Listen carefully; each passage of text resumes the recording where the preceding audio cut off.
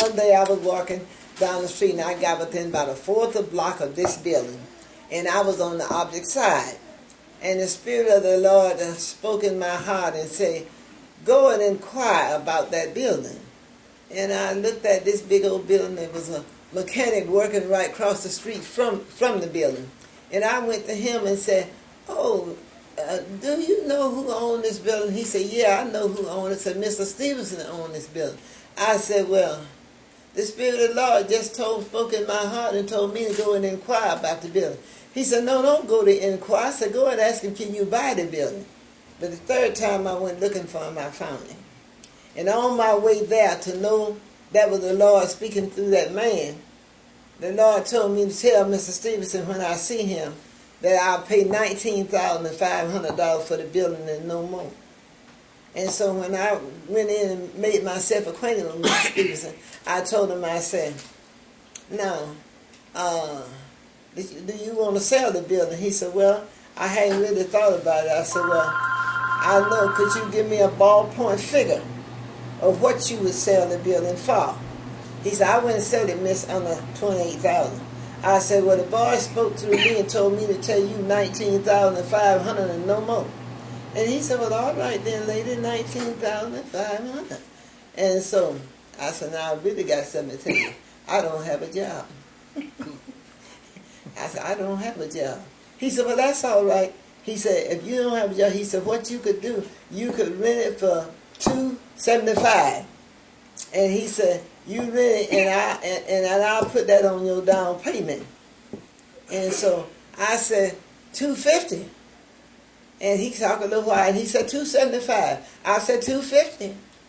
And after a while, he said, well, if it's yes, I ain't going to give me $275. So all right then, lady, $250.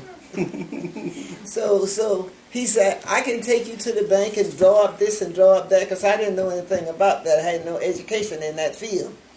And sure enough, he took me to the bank and we drawed up a 3-year contract. And when we drawed up that 3-year contract, coming to them at the end of that 3 year, the building caught on fire. And when it caught on fire, a lady come running up my step just crying. She said, the building is on fire. It was early in the morning. And I come on downstairs, and when I got halfway across the playground, it felt like an arm went from this side, an arm went around my shoulder. And I heard the voice speak again and say, it's a blessing in disguise. And I guess after about 20 minutes, I had to look over there. I said to somebody in a real strong, loud voice, I said, go get me a bucket and some water and some soap and a rag. I'm going to wash these tables. And when I said that, the man said, well, if you're going to wash these tables, he said, I'm going to get my lawnmower and cut the grass. And from there, they just went on one to the other one. And they got around there and cleaned about 2 hours or 3. We had to clean up that whole building, had to clean that brown off the table and everything, had to mop the floors and got everything in order and dried off. And the people came and they was able to have a nice meal. Mr. Stevenson come and seen the determination that we were doing. And so he said to me, he said, all right, Miss Batie. He said, I'll give you $10,000. They help you get it repaired. So you get people to repair this and get the building back in shape so you can use it. He gave me that $10,000. I got the roof that had been burned. I got that put on. I got the storage room restored. I got the kitchen, whatever had been burned up, I got it repaired. And then he let me, I stay on, and all the time I was repairing and he didn't charge me nothing. I didn't have to pay him nothing, how much charge. It took me about 3 months to really get it back in shape like it should have been, you know. And then I started back to paying him. Then he come down and told me that he was getting old and he was going to, he already retired. But if I let the building go back, I would have to pay the real estate much more money.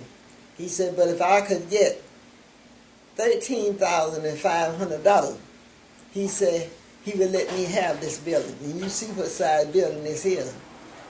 So Where am I going to get that kind of money, and I'm not even working?